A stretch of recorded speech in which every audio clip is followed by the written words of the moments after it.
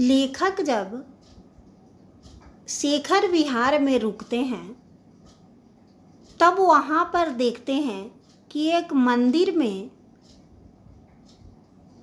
एक मोटी पोथी रहती है। वह पोथी 15 शेर के एकक पोथी 103 पोथियाँ उन्हें दिखाई दी। उन पोथियों में महात्मा बुद्ध के वचनों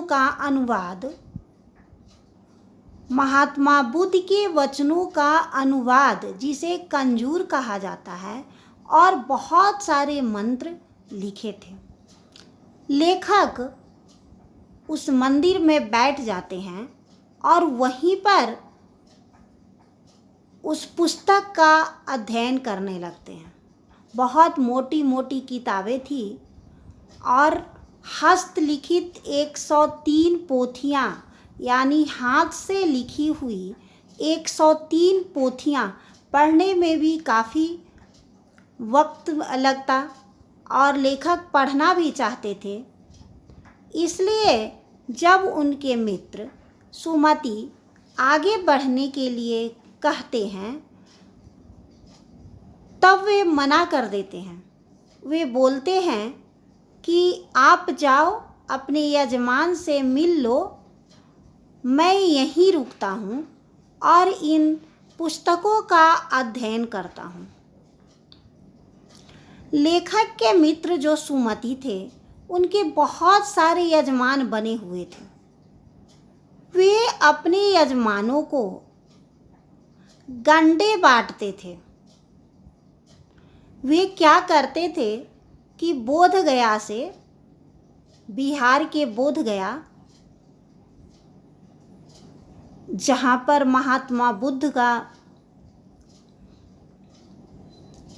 स्थल है, वहाँ से कपड़े लेकर छोटे छोटे टुकड़ों में काटकर उस पर मंत्र लिखकर उस कपड़े को बांटते थे।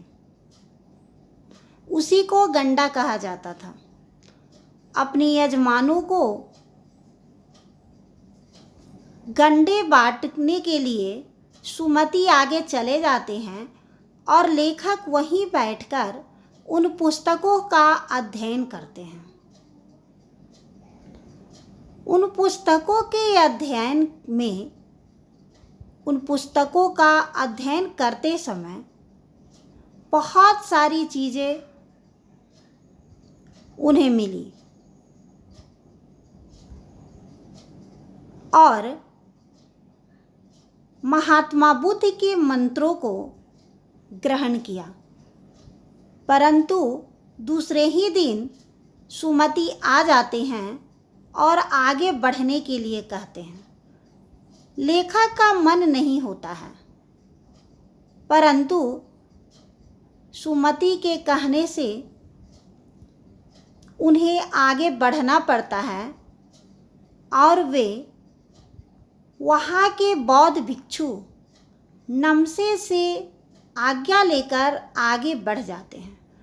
वहाँ जिस स्थान पर वे रुके थे वहाँ एक बौद्ध भिक्षु थे जिनका नाम था नमसे, और उन्हीं से आज्ञा लेकर वे आगे बढ़ जाते हैं, आगे तिंगरी की ओर चले जाते हैं।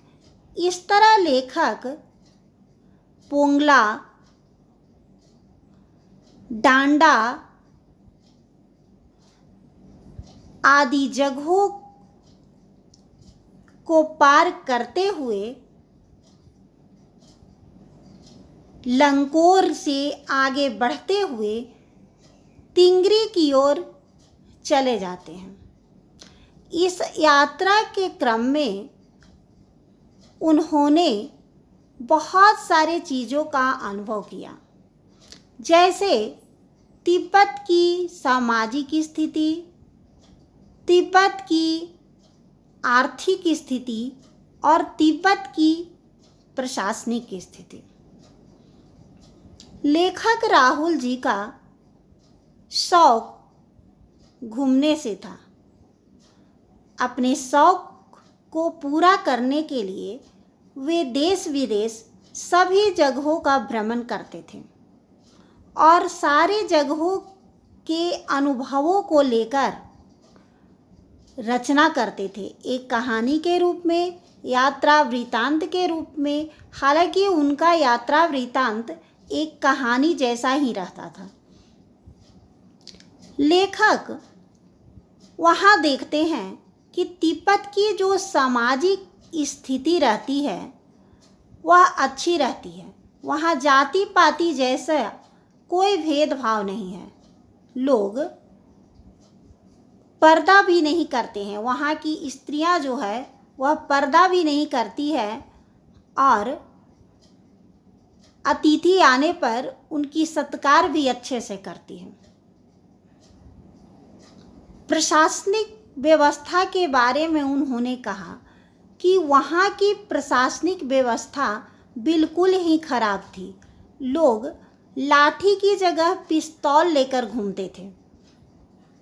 कुछ लोग अपनी जान को बचाने के लिए पिस्तौल लिए रहते थे तो कुछ लोगों को मारने के लिए पिस्तौल लिए रहते थे। डाकू किसी भी राहगीर को लूटकर उन्हें जान मार के फेंक देता था, परंतु वहाँ का जो प्रशासन था इस पर कोई ध्यान नहीं देता था।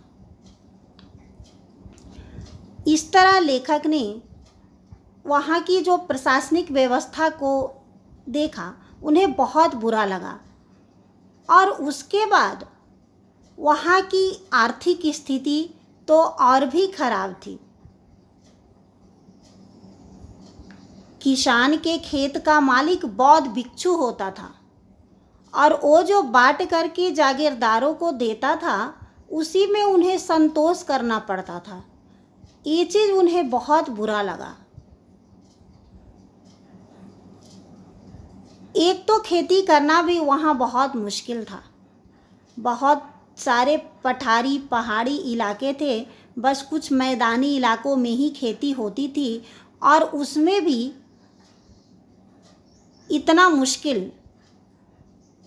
एक किसान का खेत अगर एक जगह रहता था तो बहुत दूरी के बाद उसका दूसरा ज़मीन रहता था। इस तरह किसान को भी बहुत मुश्किल होती थी खेती करने में। राहुल जी इन सब व्यवस्थाओं का वर्णन करते हैं इस यात्रा वृतांत में और अपने मित्र सुमति के व्यक्तित्व का भी वर्णन करते हैं। सुमति एक बौद्ध भिक्षु था और उन्होंने बुद्ध धर्म का बहुत प्रचार किया। बहुत सारे लोग बौद्ध धर्म के अनुयायी बन गए। बहुत सारे लोग बौद्ध धर्म को ग्रहण किया। इस तरह उन्होंने अपने इस यात्रा वृतांत में तिब्बत के इतना ही यात्रा का वर्णन किया है और वे आगे बढ़ते हैं। तिब्बत से आगे बढ़ने के बाद अपनी अगली यात्रा वृतांत में उसका वर्णन करते हैं। बस क्लास 9 में लहासा की ओर पाठ में राहुल जी की यही यात्रा वृतांत को पढ़ना है और इसी से रिलेटेड क्वेश्चन भी है जिसका आंसर करना है।